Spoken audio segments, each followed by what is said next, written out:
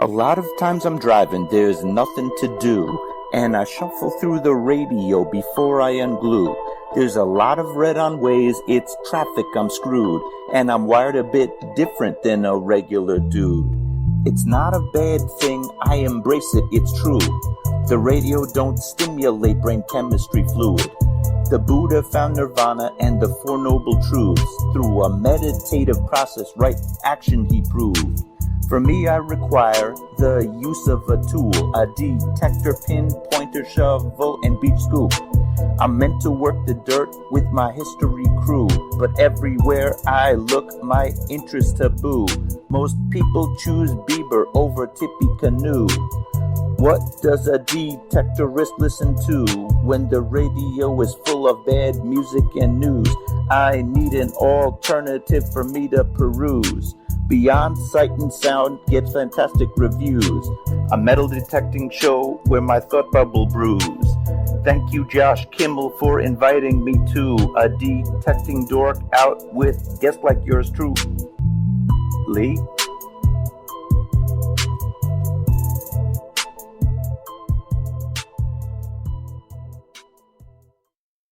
Are you looking for a high-quality beach and sand scoop?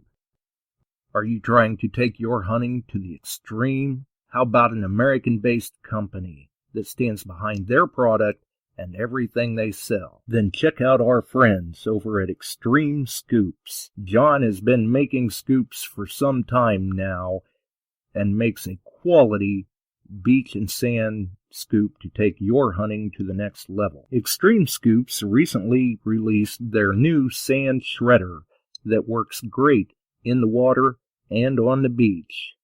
And if you're a new Equinox user, you may want to check out his Surfmaster X3 that can trap those small targets you new Equinox users are finding out there. XTREME Scoop's company approach is let's do it right. So do it right, buy it once, and go to the extreme. XTREMEScoops.com.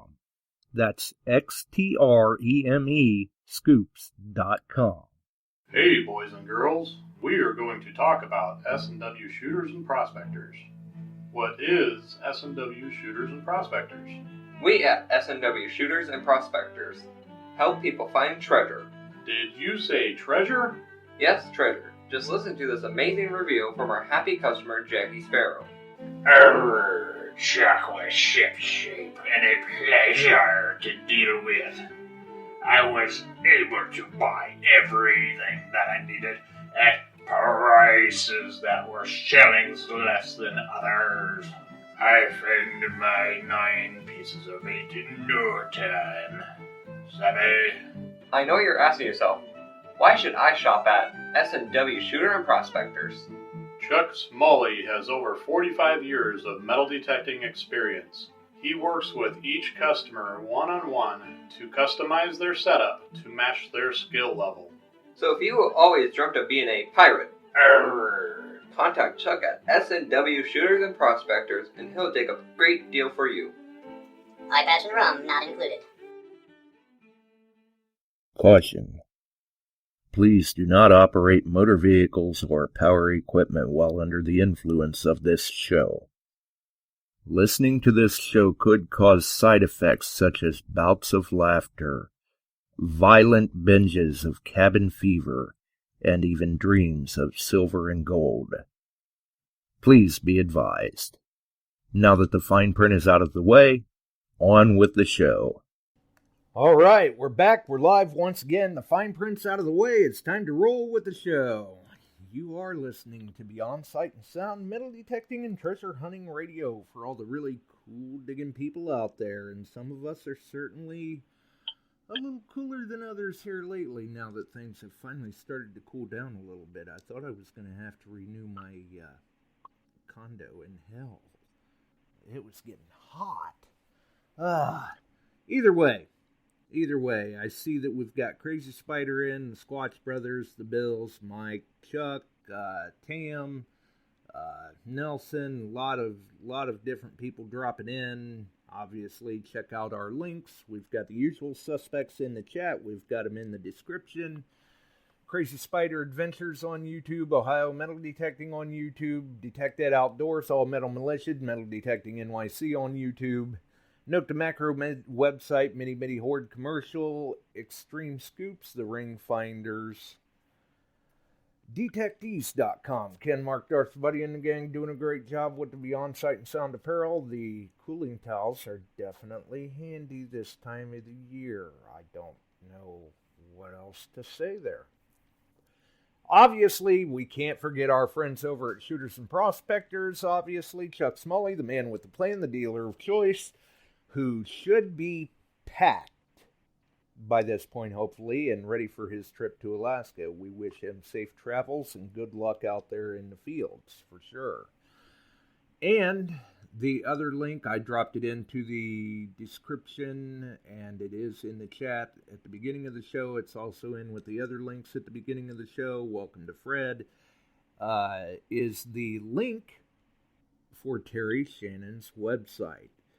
That's always something cool to go and check out. Got some, I don't know, I'm gonna have to see who his photographer is, because he's got some very good photos of finds up there. As a matter of fact, the thumbnail for tonight's show is one of the finds from his photo gallery on his website. And he's also, as those that were listening Wednesday heard us discussing, has very recently released another book. So he's got more stories to share with us. It's been a little over a year since we've had him on the show. The last time, how time flies, I don't know. But we've got him on with us again tonight, so let's get him in here and hear some of his stories, too. How is it going tonight, Terry? Things are going really well. And before we start, I understand you had an anniversary just recently. Very good point. Thanks to everyone, including yourself, for the anniversary wishes there. That's 16 years now. Congratulations. I tell everybody that life is so much better when you have that special someone to share it with. And obviously you do, and I do, and Absolutely. Just God bless everybody. Right? Well, we're treasure hunters, and many of us try to be very good at what we do, and we've certainly found some good treasures and tried to keep them, right? In my this latest book, I got a couple of stories about where I can't keep my treasures, and it makes my whole day. My wife loves to walk on the beach. And, and she, she'll put on, almost 1,000 miles a year, even over. But she walks the beach. And a couple times, there was this one time, here she comes. I could see her coming, and I found her, I think it was an 18-karat gold ring with, I forget what the stone was. And so I just was swishing it off and had it in my hand. And she come up, and she says, "What'd you find?" She see me down there washing it off. And I said, "I got this ring." And she said, "Oh, it's beautiful." And she put it on her finger, and she said, "It fits." And there she went. I didn't get to put it in my pocket. Right, it's mine now. See, she knew. She saw you bending over there to rinse it off and knew you had something good. Yeah, and it makes my whole day. I mean, God bless. I've been married to that lady for 62 years, and she deserves a medal. I tell everybody her favorite saying is, "You did what?" And so putting up with me, but she very supportive of my hobby, and I've been certainly blessed along those lines. Oh yeah, absolutely. And I see him in the chat talking that you've definitely been tearing things up. I don't know. You have so much energy. It seems like you never stop. Yeah, it was. I was talking to Ed Huffman from Treasure Mountain Metal Detectors, and he was just saying the same thing. He said, "You just never quit, do you?" I ended up, when I got home in Minnesota this year, I ended up, which was quite a surprise, I had kidney stones. And, of course, that was, I wouldn't wish that on anybody. And then I had my knee operated on. And, in fact, I just got the stitches out of my knee last week. So, and I was in the river today. So I was really blessed. But the river is rapidly disappearing. We've had a terrible drought up here, and I can't believe how low the river is. Wow. In fact, I when I wish go back, our I'm going water to go back. levels would drop a little bit. Oh, it's terrible up here. We've had a real drought. The poor farmers, they're not getting much hay, and it's just been the driest year I think I've ever experienced. And now we're having trouble with the fires up north. The winds coming out of the north are just bringing the smoke down. And there was one day last week that you really couldn't even go outside. It was so smoky. Yeah, we can't seem to catch a break and find that happy in between. Well, today was a beautiful day. And I look at it that every day I'm out there swinging that detector as a gift. And I didn't find much today, but I had a great day. It just it was one of those things. Yeah.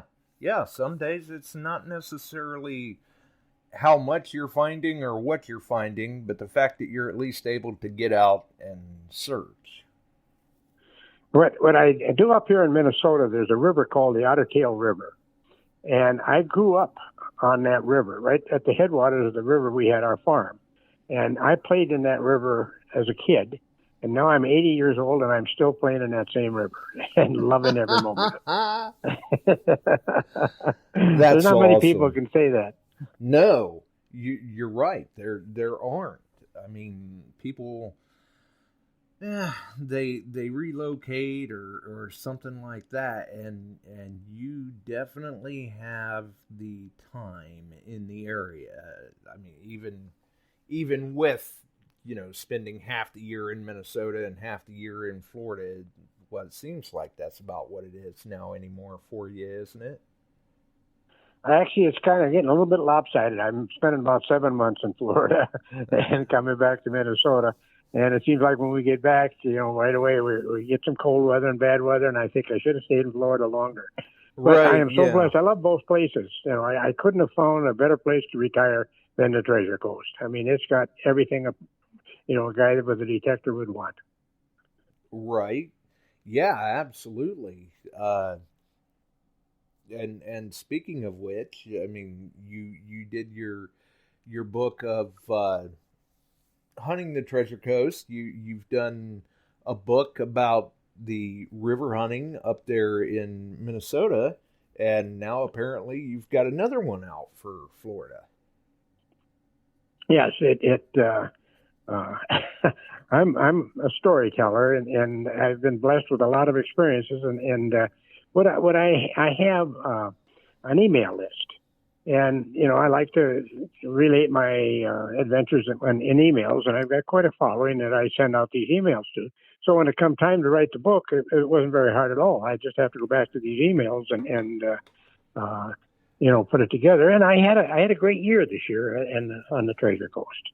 It started out phenomenal, and then it slowed down when they were putting the sand on, that renourishment stuff. And then toward the end, it was getting good again. It was just a lot of fun.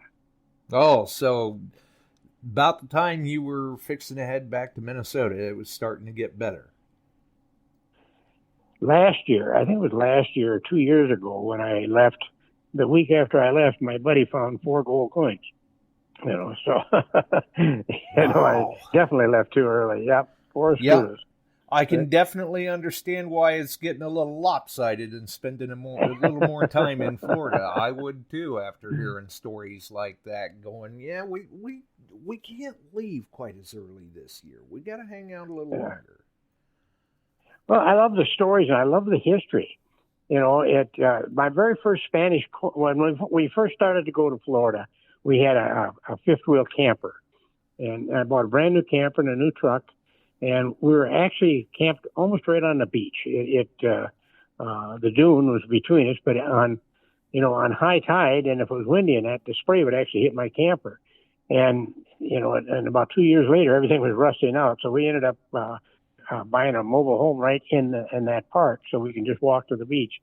And my very first coin was found within the sight of my camper. Yeah, I remember that.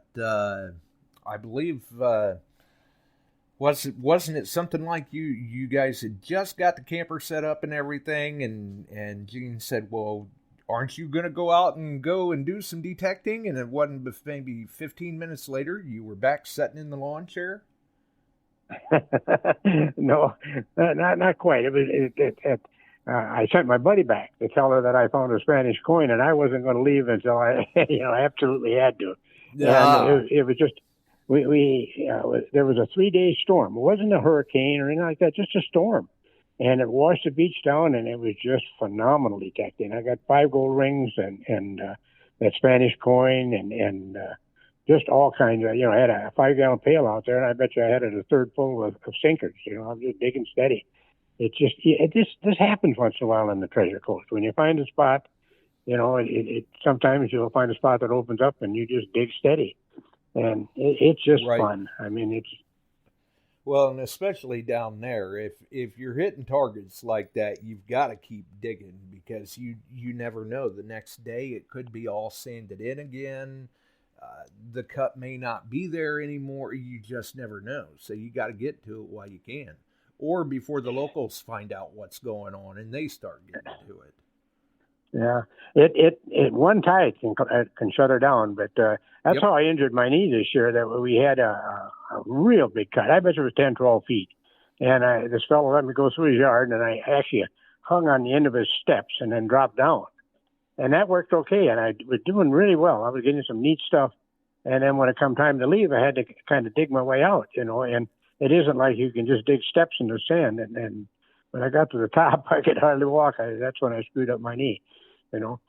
My neighbor said, Terry, he said, you don't have to do that kind of stuff. I said, yes, I do.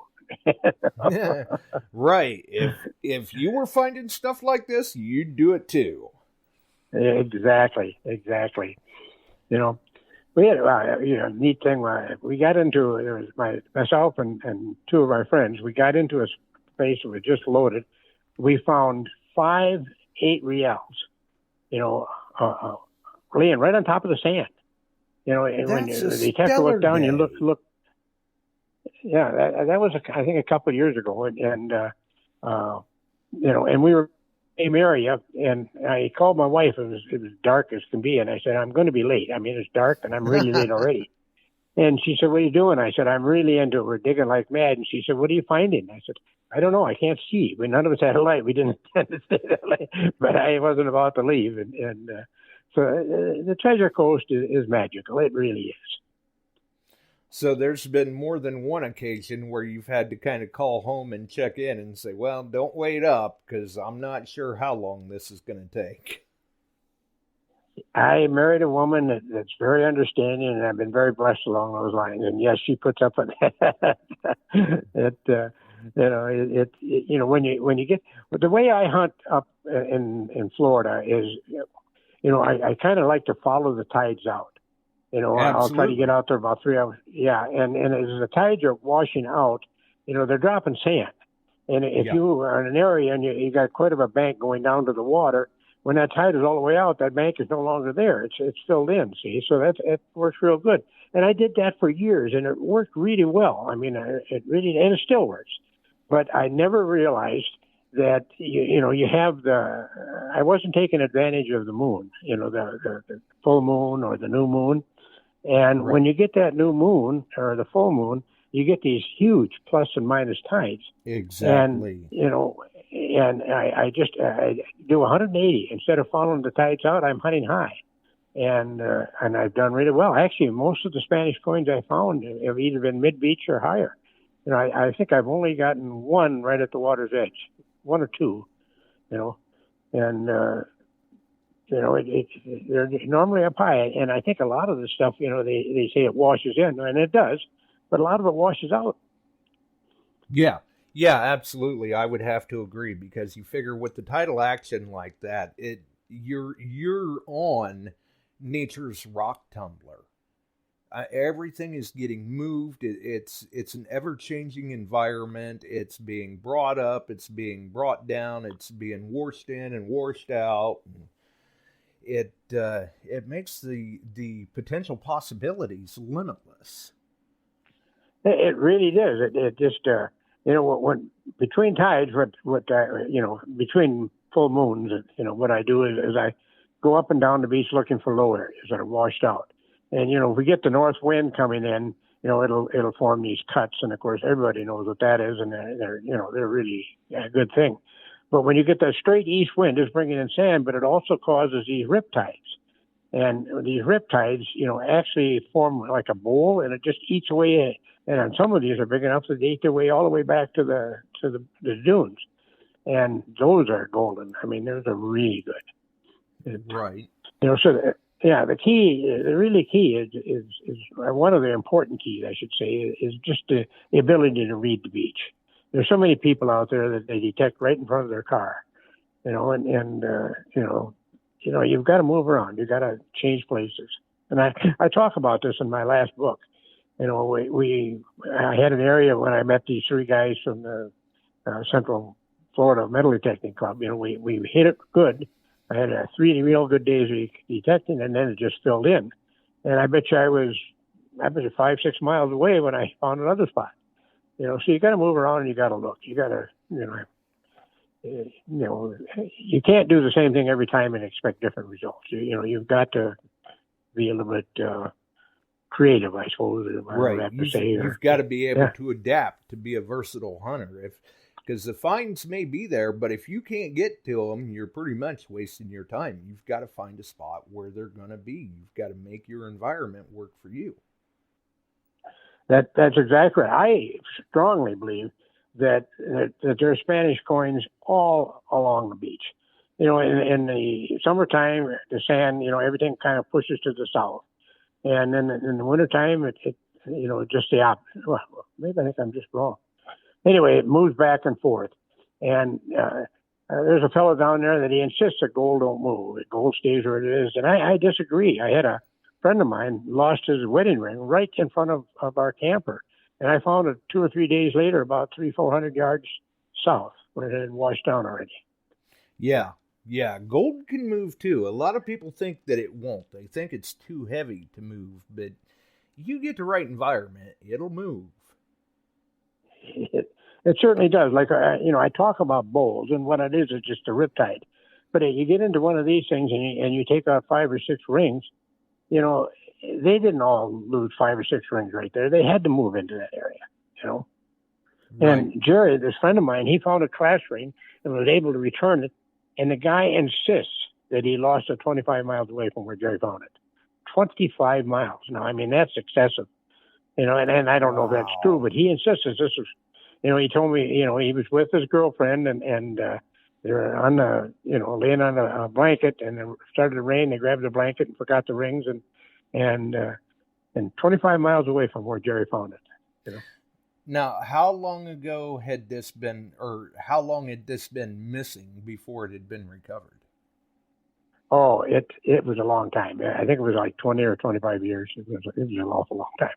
Well, and as well as I do, a lot of times when you're trying to locate lost items for people, once a certain period of time elapses, their memory may not be quite as sharp as to the location where it was lost. So, I don't know. It could be a toss-up. It may have very well been 25 miles away, or it may have been, just a few hundred yards or so. You just never know. It just, what you do is when you find something, you try to analyze why you were successful and stuff like that. And really all it is a guess. Right. It's like identifying your finds. Most of the stuff on the, not the coins. The coins can be positively identified, but other artifacts, it's just an educated guess is what you have to do. Yeah, absolutely. I would have to agree. I mean, we can speculate on how they got there and all of that, but some things maybe we just never do have an answer for, or we get a few other people that are knowledgeable in it that maybe they're able to identify it for us, and we all know that nothing is ever a guarantee. I mean, there's no guarantee you're going to find anything when you go out and look, but you're guaranteed not to find anything at all if you don't at least try. That's right. And the history part, when you find that Spanish coin and you hold it in your hand, you're holding something in your hand that nobody has touched for 300 years. And you wonder, was it on the ship, or was somebody drowned that had it in their pocket, or what's the story? They'd love to know the story behind this stuff, and the history to me is exciting. I enjoy the history part. Oh yeah, I do too. I love trying to figure out the story behind the item. Yeah, we try to guess and kind of envision how did the item get to be where it was when we found it. Very interesting. Yeah, the story is that there was 11, treasure ships. Actually, Right. 12. One was a French ship that got ahead. Well, now they're thinking, that there may have been 15 ships. There's some old books that were written way back in that time period. It said that there was 15. So you just never know. It's one of those things, and that's what makes it kind of exciting. Yeah, I would say. I mean, every target, it's kind of like Christmas all over again. You never know what you're going to get. It could be good, maybe not so good, but you're still going to get it. You got to try and dig it all, or at least as much of it as you can handle that given day. Yeah, I agree. And I'm a real, when you say dig it all, I'm a strong advocate of that. You have to dig your pop tops. If you don't, if you blank them out, and I tell everybody when you go out detecting, they want to adjust the detector. I said, take a nickel with and throw the nickel down. And if you don't pick that up, adjust so you pick up the nickel, because otherwise you're going to be missing the gold. Oh yeah. Yeah, at the very least. And a lot of times I'll run mine down even a little lower than that, because I've seen some nice rings ring up in the pull tab range and lower. Yeah, I've been using an Equinox 800 the last couple of years, and I picked up, I think it was last year, I got a platinum diamond ring. It was, solid platinum, and it came up a 3 on the Equinox. Wow. I mean, yeah, a normal gold ring, be up there around 15 or so, or anywhere from 13, 14, 15, up in that area, or I should say 9 to 15, but 3 is just unreal. And it was a 3, and I actually, after I didn't believe it, so I put it down on the beach again. First I checked to see anything there and put the ring down, and solid 3. So you got to dig it all. Yeah, and I keep telling people this all the time. For those that put a lot of weight in VDIs, they don't realize what they're missing, because like you just said, with that platinum ring, it came up as a 3. You know as well as I do, most people would have saw that on their screen and walked. Exactly. Yeah, and a lot of times when I find something, if I'm with somebody, they'll say, well, what did it read? And, I'll tell them what it reads, but I think that's a wrong question. It just, don't watch the numbers. You see, I've seen the guys many times where they're standing over a target and they're swinging the detector back and forth, looking at the numbers. Then they turn and get 90 degrees, and they're swinging, looking at the numbers. And I'm thinking, why don't you just put the scoop down and look at the thing, and then you know for sure whether it's good or not. All that time you've been playing with it, you could have had it out of the ground in your pouch and on to the next target. Exactly, and that's not an isolated thing. I see that quite frequently. Yeah, so do I, and you got to kind of wonder, because okay, the detectors that they've got today, they're very nice. They're like computers on sticks, but ultimately, in the end of it all, you're the final discriminator. You want to know what that target is, you can take the audio, you can take the VDI if you want, you can try to make an educated guess, but you're not going to know until you see it in your scoop. That's exactly right. A good case I usually Old Sovereign for years, and geez, I love that machine. And a bottle cap was so distinctive. It made kind of like a blat. And I went on one of the popular beaches, and I'm walking across the dry sand, and of course I can't walk without swinging the detector, and blat, I had a bottle cap. And I figured, well, I'm going to dig it up and just get rid of it. And I dug it up, 14-karat ring with a crack in the band. That's why it made that weird noise. Yeah. Yep. So, well, and that brings up an interesting point too. is that you say you've been running the Equinox and everything. Have you found any cracked bands or arthritic bands with the Equinox? No, I haven't. Not that I'm aware of.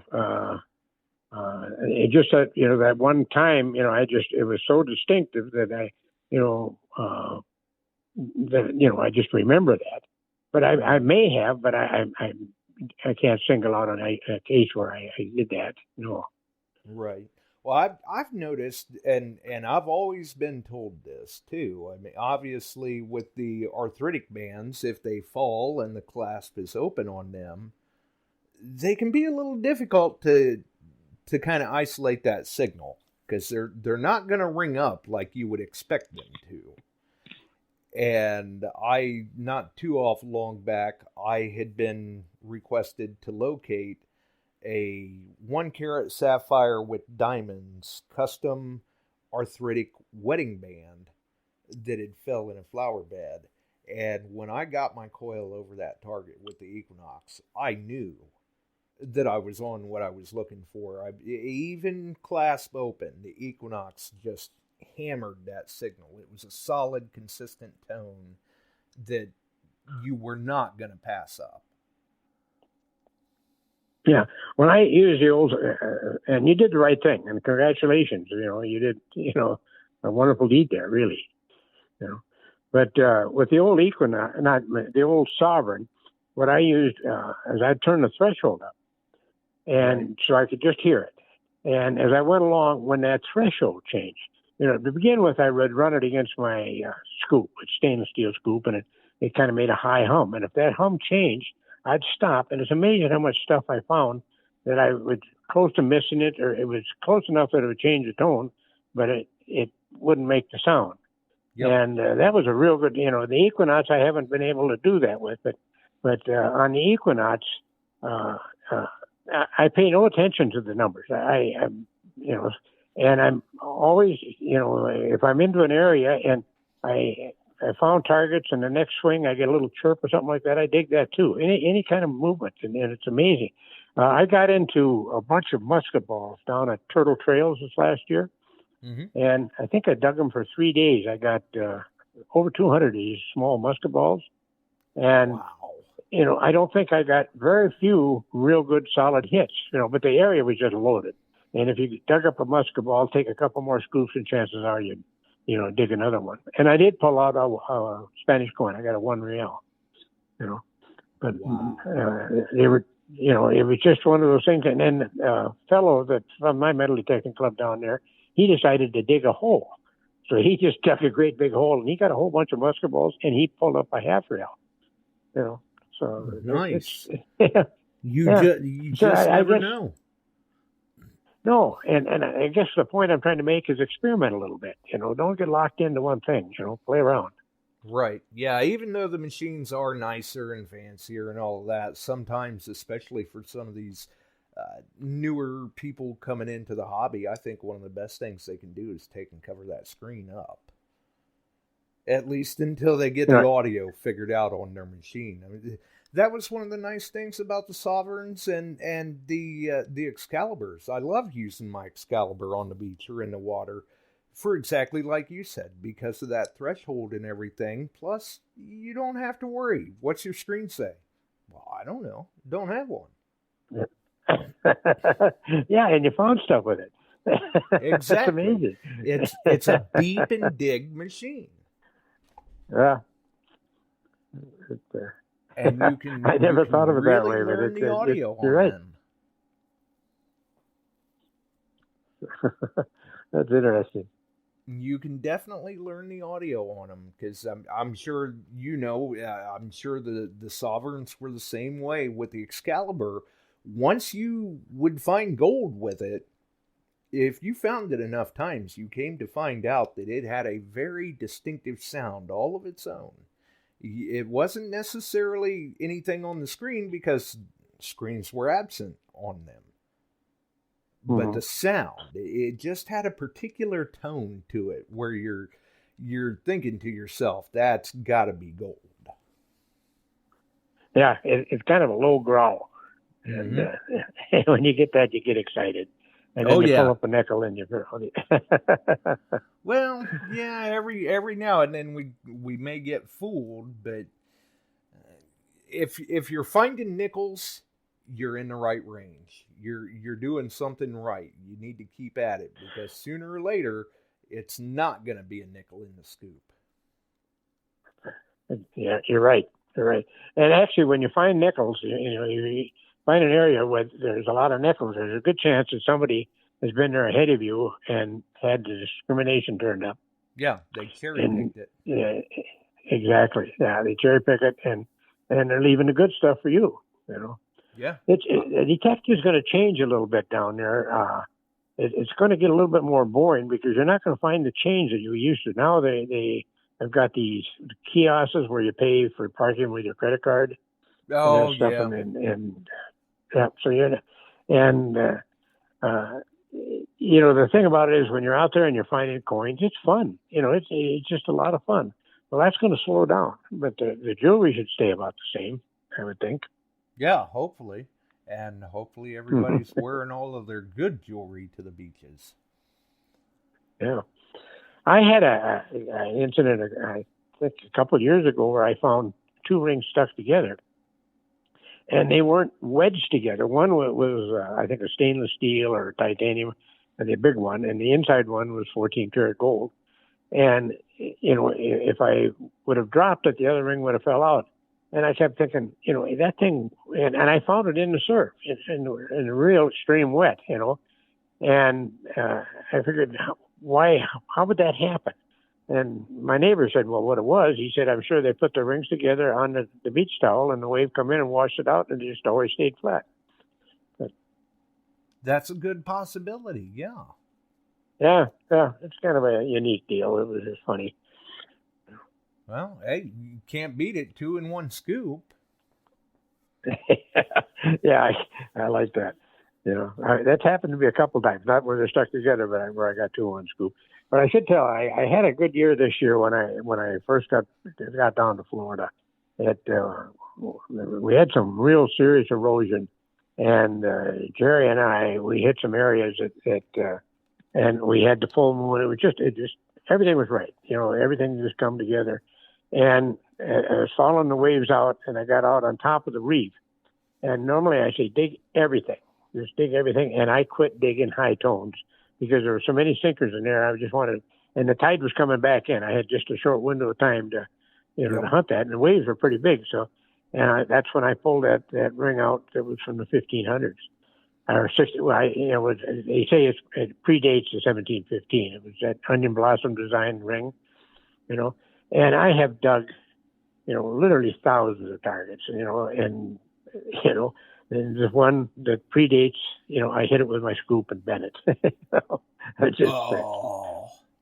Yeah. And Steve Hodges down at his shop down there, he, did a reverse electrolysis on it to kind of preserve it and that stuff. And it looks good on one side, but and he straightened it out, but I still hit it with the scoop. And, of all the stuff I got to hit, that's the one I'm just sick about it. Right. Yeah. It's bound to happen every now and then, targets get hit. And if it had to get hit, it's like, why did it have to be this target to get hit? You're exactly right. But what I was doing, I was down to the coquina. The sand had washed out, and I'm actually scraping the top of the coquina. And, and I suppose, that's probably what caused it. But, and I'm in the water. I was probably knee deep in the water, and I guess you're going to do it. It's just going to happen. But, geez, to have it happen to that one, So I put it in a little ring box with the bad side down. That's how I display it. There you go. Yes. Yeah. Just kind of display it to where that's kind of covered up. Yeah, right. Beauty is in the eye of the beholder.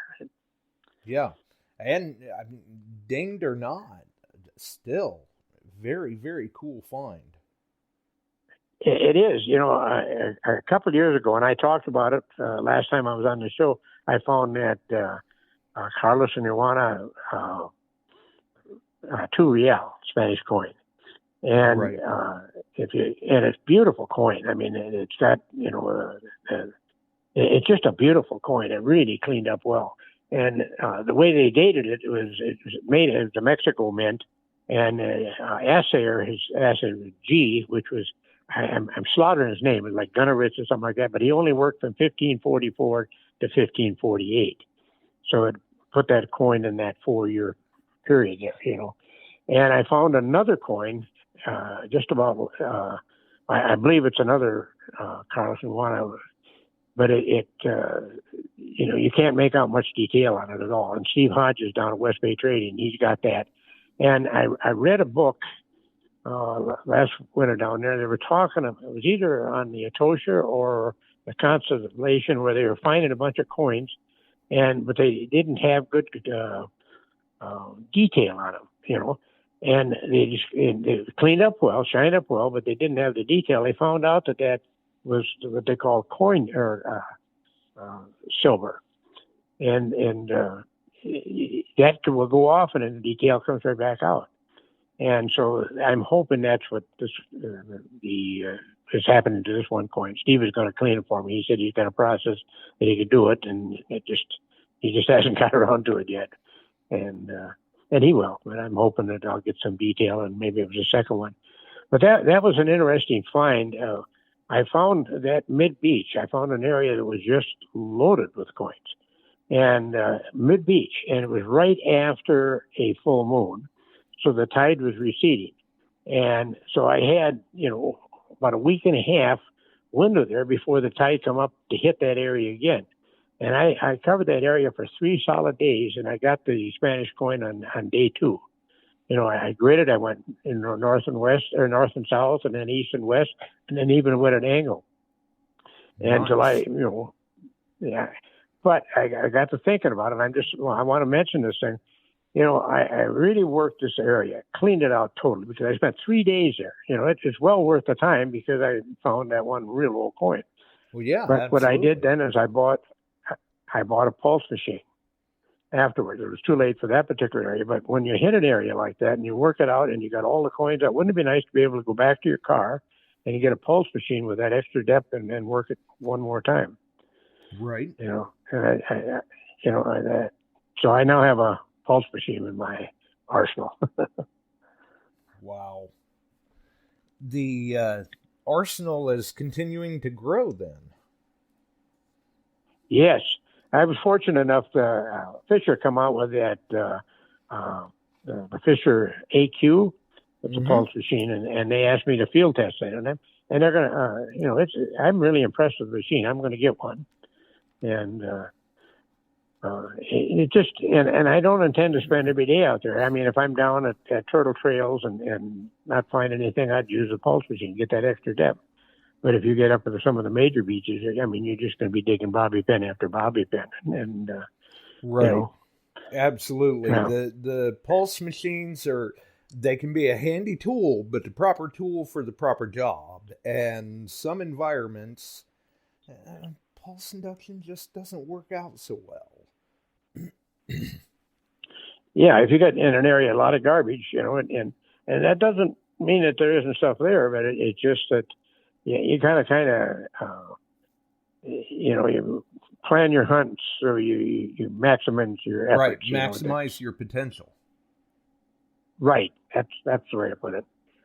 And I know he may have found more if he had a pulse machine to go back and because it was all, I'm sure, I don't know where he found them. I've hunted with him and he's talked about it, but I've never asked him where he found it. I just don't want to do that, but I'd sure love to know, of course. Right. But I just think a pulse machine, might have picked him up a couple more coins. But who's to say if you're finding that many coins, there isn't 2 or 3 another couple inches down, Right. Yeah. Yeah, absolutely. I mean, I've covered different areas before and think that I had everything or hoped that I did, and went back in with a different machine or a bigger coil and not feel like I'm necessarily gaining any more depth. And it's like, well, maybe I've already got them from this spot. Maybe I'm not finding it because there's nothing else here deeper. Sometimes that may well be. Might be worth a shot. Yeah, I'm like a little kid, you know. I just, you know, I got to try something different. You know, got to try something new, and to me, it just makes sense. And I mentioned it, and I don't know if I talked about that in my last book or not, but it's something. You know, when I was getting all those musket balls, I was right at the very, very maximum that equinox would pull things up. You know, and there had to be stuff down deeper, no question about it. Right. Well, and if you didn't mention it in your last book, who knows? Maybe there's another book in your future. But you never know. Several people have mentioned it. The books have been well received. I'm really pleased with the comments that I've gotten on the books, and you know, I thank everybody that's you know bought one, and also the nice things that they've said. But yeah, I'm sure that this one has been no less well received than the previous two. And I did notice on your website today, for those that are wondering, they can go right to your website, and it even says right there, you know, find my books on Amazon, and they can go right over to Amazon, read a preview if they want, order the book. Amazon's usually fairly quick with their shipping, and the pricing wasn't bad either. No, they sell for $15.99. I don't know. Do they charge a shipping on it? I don't know if they do or not. They charge me when I order some for mine. But it's an interesting story on this website of mine. I was on the beach detecting, and I run into this young lady, and her detector broke. And I visited with her a bit, and she was just a nice young lady. And so I said, well, I've got an extra machine. I'll let you borrow it, and you get yours fixed. And so I gave her this extra machine, and she borrowed it. And this was the first time I'd met her, but she was just a nice person. And she sent me a note. She says, you know, I want to pay it forward. She said, you know, you were good to me. I want to be good to you. And she's the one that set up that website, you know, and she did it for free. You know, it didn't cost me anything. And you know, God bless her. I mean, she just did a wonderful job on that. Well, yeah, you can't beat that, because I've been on the website earlier today, and, you know, very well put together. She did a wonderful job. Well, apparently that's her profession. That's what she does. And, you know, a total stranger. I met her on the beach. Now she's, you know, a real good friend. And, but, you know, kindness goes a long ways. And when you do it, like when you return them rings, you know, I believe the good Lord, you know, is going to pay you back. I mean, when you do the right thing, you know, good things happen. Oh, absolutely. I'm a big believer of that. I've had people ask me before, you know, do you know what you're handing back to these people? And I tell them, well, okay, sure. I've made some nice ring recoveries and returned them to their rightful owner, but really, it wasn't mine to keep in the first place.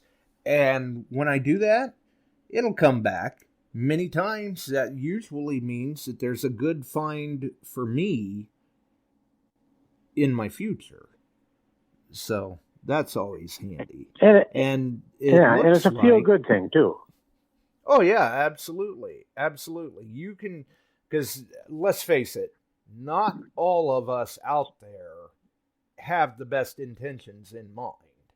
And some of these rings that I have been asked to recover, they're worth thousands of dollars. But it's not mine. It's theirs. I wouldn't be able to sleep at night if I kept it. We've got Chuck on with us. How's it going, Chuck? Hopefully you're packed for your trip. I'm getting there. I've been going through equipment and got that all squared away. Now it's just lay out the clothes, pack, and go. How you doing, Terry? How's things down there? Or up there now? Doing really well. Yeah, I'm up in Minnesota now. It's been slow this year because we had such dry, and I haven't wanted to detect like yards and that stuff. It's so dry that it's impossible to go in and and Right. a yard and dig something up without leaving a mess, and so. But up here where I'm at, I have an old trading post from the old Red River ox carts. I spent quite a bit of time out there, and I've done well out there this year. Yep, Nice. I've been seeing some of your finds and seeing some of you out, and you just got done with a knee surgery? Yes, yep. Mm-hmm. Just got the Well, stitches out As last you get week. older, the maintenance goes up. Well, you ain't got to. I interrupted you. I apologize. You ain't got to get older for the maintenance to go up. Believe me. Yeah, this is true. This is true. But we are in a very dry cycle here also, and me being south of you and on the Mississippi, this is the lowest the river has been here in about 7 years. For most of the time, it's been just below flood stage or at flood. So you guys aren't sending us anything down. There's a couple of guys that I watch on I got one of these little tablets on YouTube, and they walk the riverbanks and find arrowheads and that stuff. Have you ever tried that when there's low water like that? Yes. Yes, but further north of us. This particular area down here, we had a lot of artifacts, but we get a lot of silt and mud and sand and that build up. And we don't have the rocky areas as you get up toward Prairie du Chien, north of Dubuque, Iowa, that kind of stuff. Those guys walk the river banks. They have a lot more occurrences of the rocks along the river. And they're finding a lot of that in there. Makes sense. Now, where I'm living here, there's several reservations, and right on the edge of our town used to be an Indian reservation. And I've looked, and I think I found 2 arrowheads my whole life. I've not done well.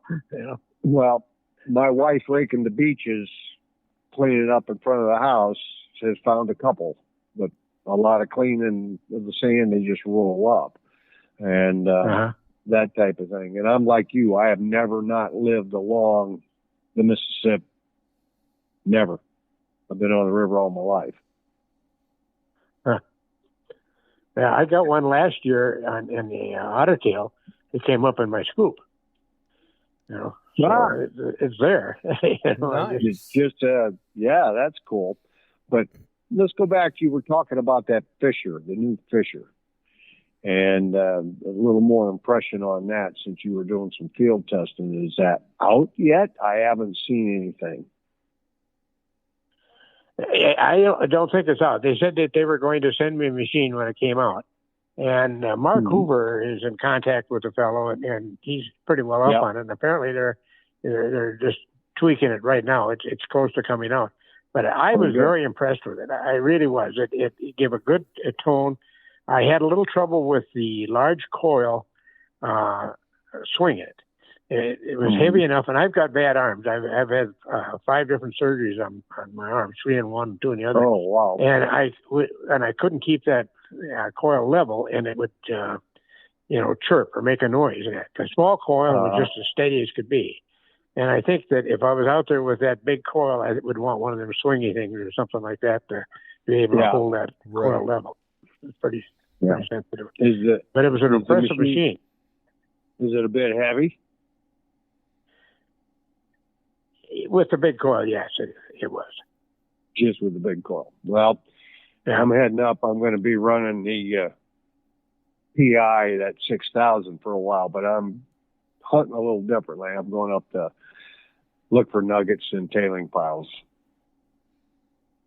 Okay, well then you're going really slow, so you're not out there swinging, But do you use a swingy thing or some kind of harness to help you with that? Well, the new MindLab, the 6,000, I'm very impressed with it, the way it reacts and works. And I haven't used it along the beach and that type of thing, but it's light.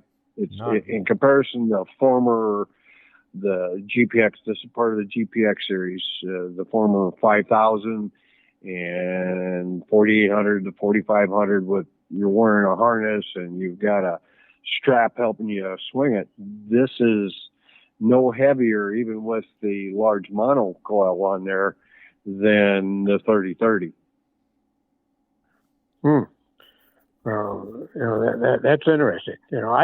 I've never been able to get used to that harness, and so I just grin and bear it. But I think they certainly have a purpose. Yeah, I've used all of them since all the way back to the original setups that they had in the gold machines back in the late 90s, and they all were harnessed, or you wore the battery on a belt and that kind of stuff, and awkward, and a lot of cables and a lot of wiring. But now this one that came out, that wireless headphones, no cabling, lithium ion battery, snap in, and even the STC 2300s all went lithium on the back. And that cut a lot of weight out, because the original STC was 6 seat cell size stuff. And I've known guys to use PI on the beaches down in Florida before, with, they're really digging deep with those things in that sand. Of course, with the original PIs, you dug everything. There's no numbers to watch. Right. So I just wanted to get your take on that AQ, and sounds like it might have some possibilities. I think it's got some real good positives. They say it's a gold machine, and I tested it, and it would knock out pennies, and I think it would pick up a quarter lightly. You had to set it for that. You just set it for gold, but it's definitely a gold machine. But it did everything that they said it was going to do. I was very, very impressed with it. Good. Glad to hear that. That keeps everybody on their toes with the equipment that's coming out today, then. Yeah, absolutely. In the end, we win out in the field. Yep. And that's what we want to keep doing. I mean, the technology, and we've spoken of this many times on the show here, is advancing. And the amount of bells and whistles in much of the machines have been trimmed down and simplified, like this MindLab. I mean, it's auto. It's not looking for the proper timings like the 5000 was in the field and things like that, and trying to set it to different types of conditions and have the right setup so you could hunt gold nugget and that type of stuff, or relics in the hot soils. And this thing reads those soils very well. And very well balanced, and hits on fine gold. Oh, fine gold is not they're picking up size 7.5 shot, 3 inches, 4 inches deep. I mean, it just pings it. That's just amazing. It's just really amazing. Isn't it, though? Yeah, it is. I mean, they just floor me with what they're finding. I've been watching the guys over in Australia on the YouTube finding it's so small, it's crazy, and they're pinging that at 2 inches and 3 inches deep. But they're also getting, of course, what everybody hopes for is a true nugget, and they're getting those too. They're doing very well with them in areas that are supposedly worked out. Right. And that's what we like to see many times with these new machines. It'll breathe life into the old sites. Yes. And how's the new book doing? It's doing really well. It really is. I'm real pleased. People have been very positive about it and very kind. Very good. I'll get with you. I'll messenger you back here, and we'll get an order in, and we'll do some with the shows. Okay. And okay. I know from your Detecting the Treasure Coast book, I couldn't tell you how many people I heard from after that book, after they had read it, about how much they had learned about beach hunting, because everything was explained very, very clearly and plainly, and the photos to go along with it. for people who weren't very experienced at beach and water hunting, you literally drew them a roadmap. I had a couple of the old timers said, "Terry, you said too much." I heard that, Terry. Yeah. Did you really? Yeah.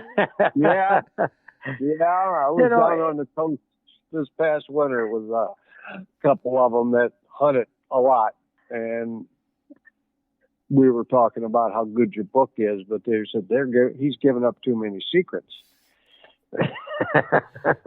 Well, they seem to forget that. They forget that somebody, give them a hand when they were just starting. It just, Yep.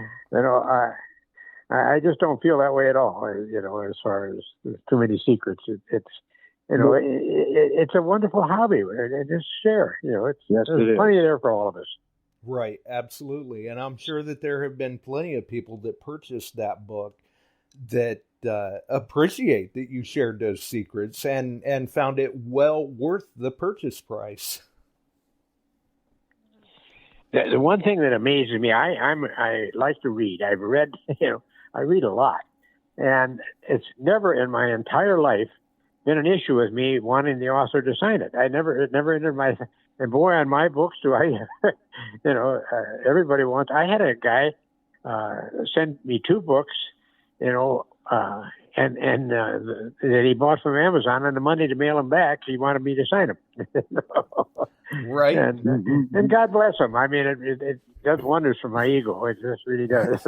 And I'm the same way. I mean, when I have an author on the show and I have one of their books that isn't signed, or I'm getting a hold of one or anything like that, I always request that they sign it for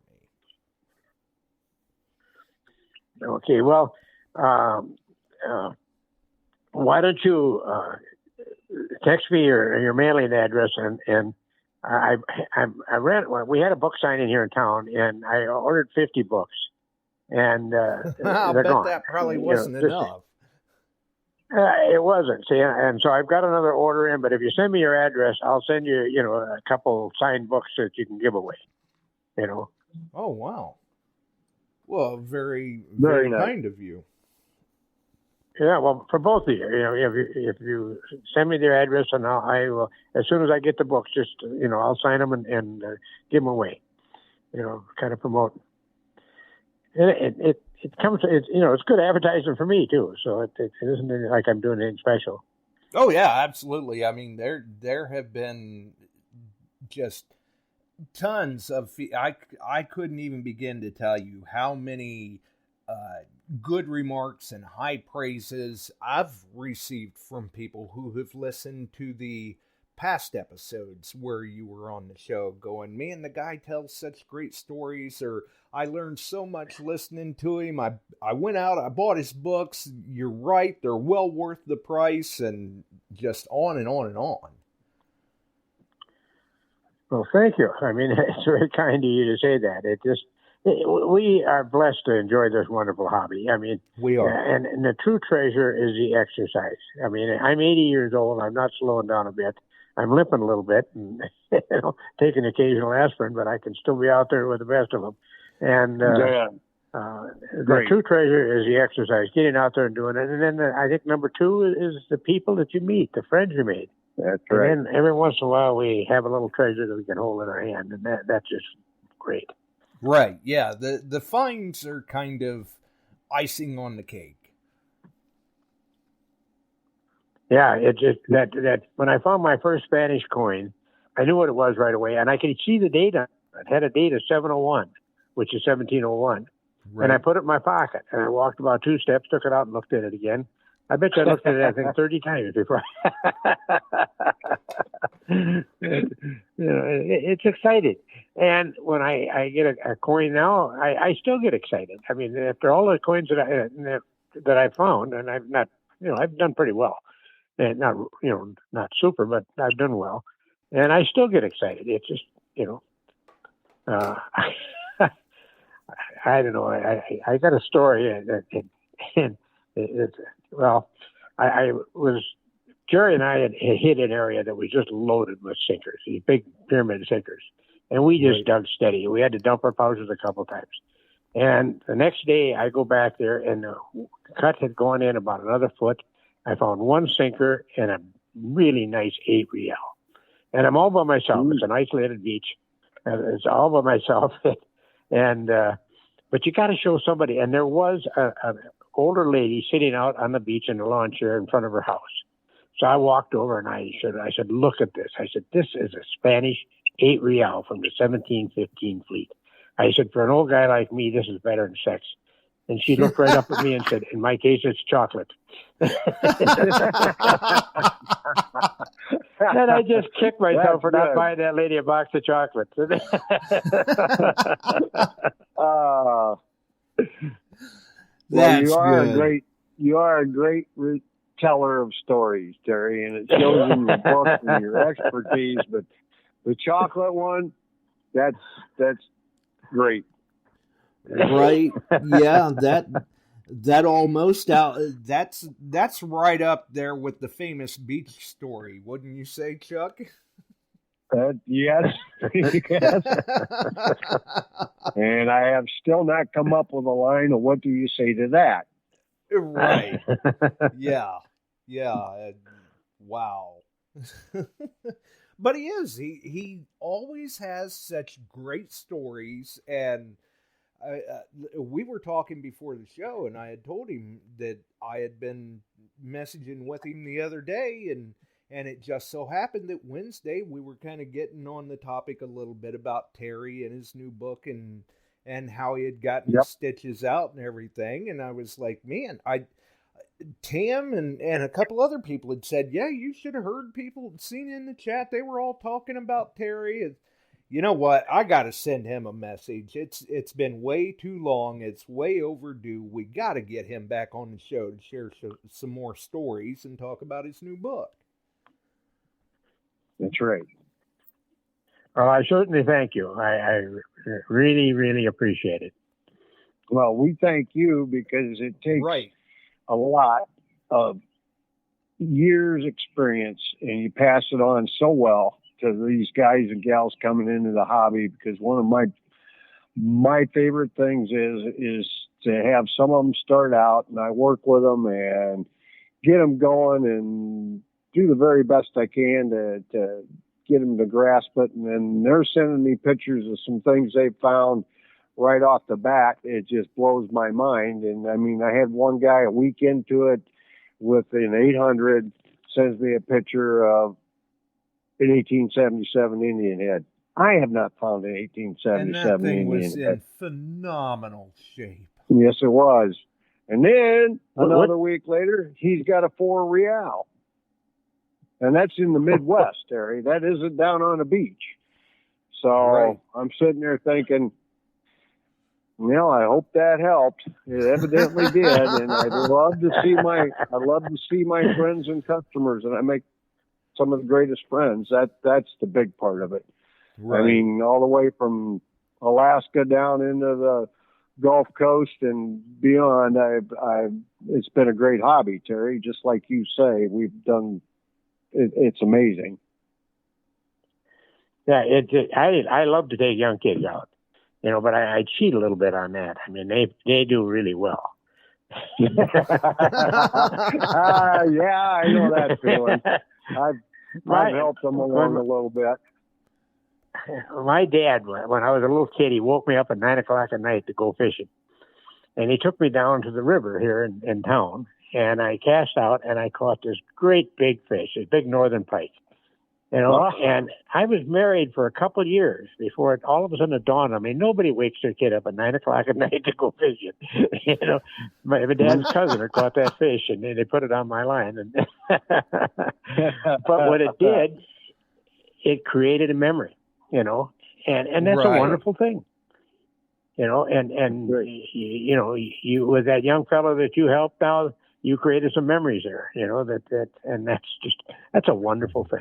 It really is. And you probably created an addiction there. He's hooked on the hobby now. Yeah. And I love to see that. And I don't care young or old when they get into it and they make people like to say, this is a once in a lifetime find. I never say that. That's not once in a lifetime. It's just until your next one. Right. Until your next one after that. And you come up with something else better and greater. And you know the feeling, Terry, from your first Spanish coin to the last one you just found. It's not once in a lifetime. It's a continuation of the story. Yep. But the thrill is there. You know, I don't think it, maybe you can't match the first one, but it's still way up there. It's exciting. Oh, yeah, absolutely. I mean, you get out there, you find something, and you're going, wow, how am I going to top this? And, you know, we don't know right then, but it sure is fun to find out. That's right. My first old find was a 1906 fee nickel. I've still got that in the card. I worked a summer learning an old White's machine back in that was my first individual find of a coin. My very first find I just happened to stumble across was a rifle, and that really bit me. But my first coin that I was working hard to find an old coin was a 1906 fee nickel. I've still got that sitting in the safe. It doesn't mean anything. It's not all that valuable to anybody else, but that was my first old coin find. Right. Sentimental memory for you. Yeah. There's only one first, you know. That's right. Yep. And we all remember them. Yeah. And then you're out with buddies that you meet and you're sharing information. At that time, there was no internet. You got together at a club meeting, or you read the paper that came out every month from Calico, or you read Western Eastern Treasures or Treasure Magazine, that kind of stuff. You didn't have the connectivity we have today and the learning curve and the simplicity of the machines compared to what they used to be, trying to keep them balanced out from BFOs to early pulse induction to this kind of stuff. And it's advanced so well that you can get people going immediately. And fast. It's advanced so fast. My first old coin was an Indian head penny. And I called my wife. I'm on my knees. I called her. I said, you're never going to guess what I found, you know. And I couldn't understand why she didn't get excited. I mean, I was just like, oh, nice. Maybe she's eating chocolate. Yeah, right? You should have brought a box home. There you go. Yep. That's the first really nice diamond ring I ever found. Immediately, the die was cast. Any diamond rings that fit her, I might have dug them up at that time, and there was no returning or figuring that one out from where it was. It was hers. Right. And there's a lot of hers in a box in the other room that occasionally I see come out and still get worn. My wife has a box of, it holds 70 rings, and she's got over 100 in her. And she's got some really beautiful rings. She got an emerald ring that I found is a 4.7 carat emerald. Oh, you know, and I had it formally appraised at $11,000. It's with diamonds around and set in platinum. And she got another 2 carat diamond ring and stuff. But anyway, I was invited to, they interviewed me for the Discovery Channel in November. Cool. Nice. It's going to be, they're having another, and so I go over there, I bring a bunch of Spanish coins, and as an afterthought, I grabbed my wife's box of rings, and they took a whole bunch of pictures of that box of rings, and I tell everybody my wife's rings are going to be on the Discovery Channel. There you go. Yeah. They'll probably say this is Gene Shannon, and she's married to Terry Shannon.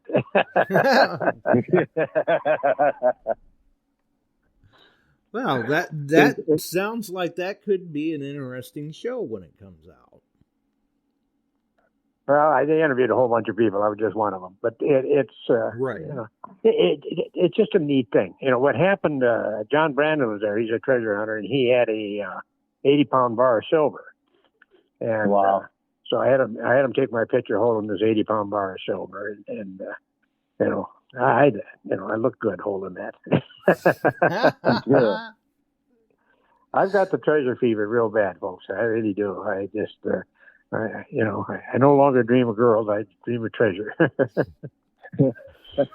Right. Well, there's In nothing boxes. wrong with that. No. So And- that's very neat. Well, I'll back out of here. I thank you for answering my questions. We'll chat again. Maybe I'll have some gold to send pictures to you here in a week or so. Okay, well, text me and I'll send you a couple of them books. Okay. Okay, sir. And I'll get out of here. All of you have a great evening. Yeah, Hey, thank thanks you, for and the you too. call, Good luck Chuck. out there. Thank you, Terry. You too. Bye-bye. Travel safe. Thank you. Well, and it looks like we are getting down there to the end. I hate to cut it real short, but I know I've got an early day tomorrow, and you seem to be quite the early bird yourself.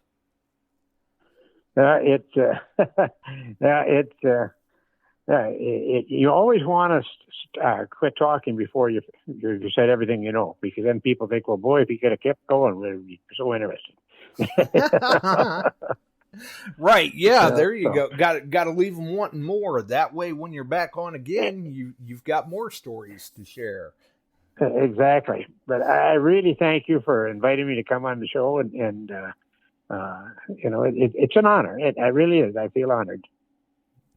Oh, believe me, the pleasure is definitely all mine, and I'm sure that everyone in the chat has certainly enjoyed the conversation tonight. We're very appreciative that you were able to take the time and sit down with us again. Like I said, it's been just over a year since the last time you were on the show, and that's just way too long. We're going to have to try and close that gap up and not let it go another year or so before we get you on again. Well, like I said, I really appreciate it, and I've had fun. I enjoy this. Right, yeah, definitely. It has been an absolute pleasure. Hang in there with me for a few minutes, Terry, and we'll get on out of here. For everyone else, though, definitely, if you enjoyed the show, make sure and throw us a like. Follow us here on Spreaker, Facebook, the wonderful podcast distribution services. Don't forget and check out the link to Terry's website, and that will contain all the information there, how you can get a hold of his books on Amazon. Definitely a good thing to check out, and it has been just such an absolute pleasure speaking with Terry tonight. I think we're going to roll the music and get on out of here, and I'll be back to you in just a minute, Terry.